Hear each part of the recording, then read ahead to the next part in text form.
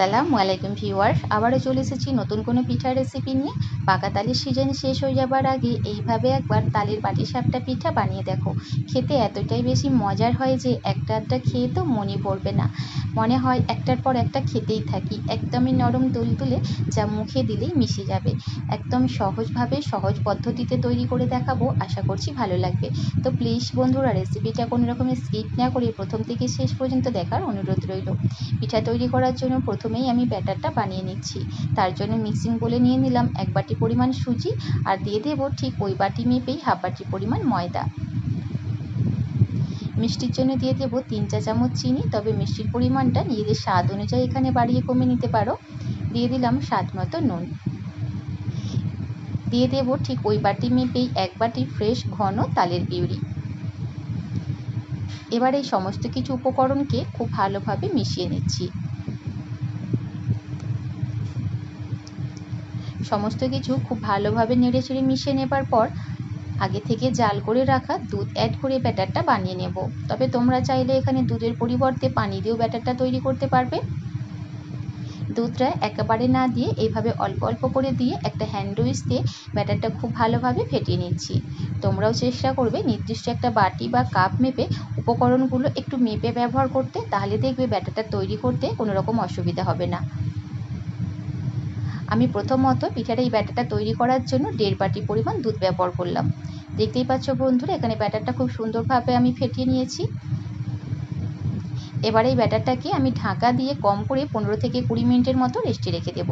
এই সময়ের মধ্যে দেখবে সুজির দানাগুলো একদম নরম হয়ে যাবে। ততক্ষণে চলো পিঠার জন্য সবথেকে সহজ আর মজার একটা পুর বানিয়ে নিই। এদিকে চুলায় একটা প্যান বসিয়ে দিয়েছি, আর দিয়ে দিলাম 2 বাটি পরিমাণ ফ্রেশ নারকেল কোড়া।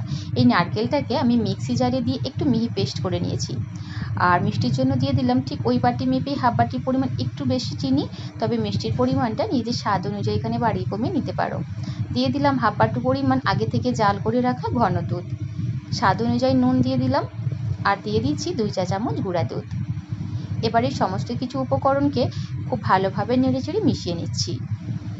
চুলোর ফ্লেমটাকে লো টু মিডিয়াম ফ্লেমে রেখে অনবরত নেড়েচেড়ে পুরটাকে তৈরি করে নিতে হবে।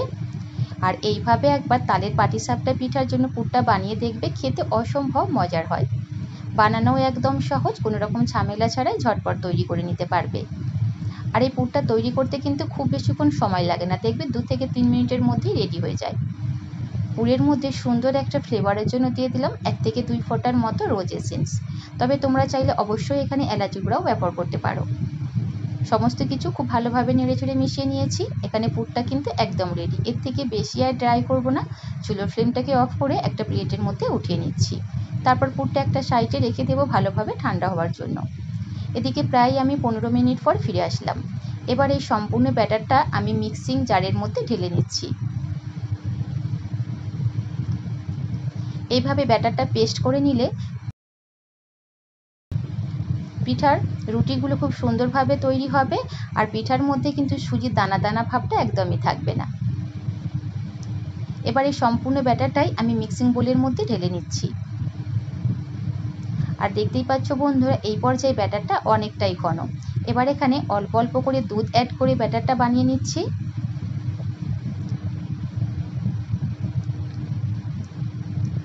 পিঠার এই ব্যাটারটা তৈরি করার জন্য মোট আমি 2.5 বাটি পরিমাণ দুধ ব্যবহার করেছি। আর এই পাটিসাপটা পিঠার ব্যাটারটা কিন্তু খুব বেশি ঘন বা খুব বেশি পাতলা করে তৈরি করলে হবে না, একটা মিডিয়াম ঘনত্বের ব্যাটার আমাদের বানিয়ে নিতে হবে।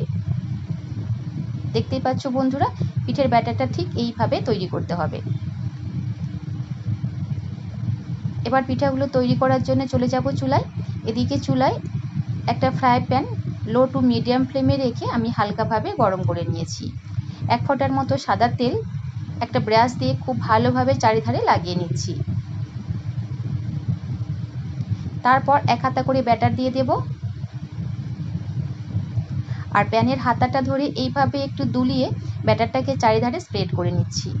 দেখতেই পাচ্ছ কত সুন্দরভাবে একটা রুটির শেপ চলে এসেছে। পিঠার উপরের অংশটা যখন সুন্দরভাবে ড্রাই হয়ে যাবে, তখন পরিমাণ মতো পুরটা দিয়ে দেব।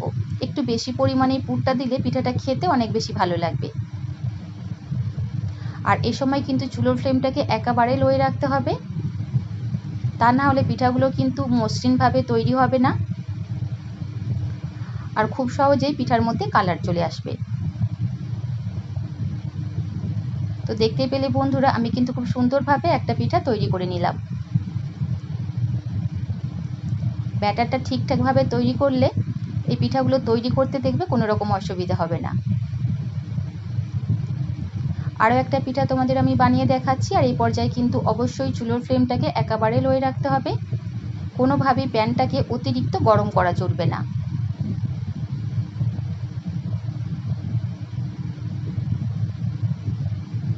আচ্ছা, পিঠাগুলো তৈরি করার সময় তোমাদের যদি মনে হয় ব্যাটারটা অনেক বেশি ঘন হয়ে গেছে, সেক্ষেত্রে সামান্য একটু দুধ অ্যাড করতে পারো। আবার যদি মনে হয় পিঠার ব্যাটারটা একদম বেশি পাতলা হয়ে গেছে, সামান্য একটু ময়দা অ্যাড করে ব্যাটারটাকে ভালোভাবে তৈরি করে নিবে। দেখতেই পাচ্ছ বন্ধুরা, এখানে প্রতিটা পিঠাই কিন্তু খুব সুন্দরভাবে আমার তৈরি হচ্ছে। তারপর এইভাবে ফোল্ড করে করে আমি পিঠার শেপটা তৈরি করে নিচ্ছি।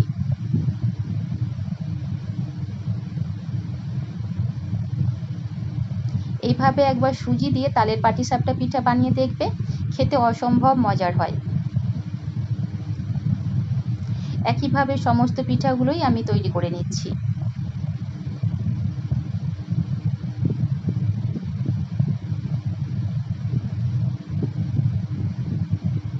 তো তৈরি হয়ে গেল আমাদের দারুণ স্বাদের নরম তুলতুলে তালের পাটিসাপটা পিঠা।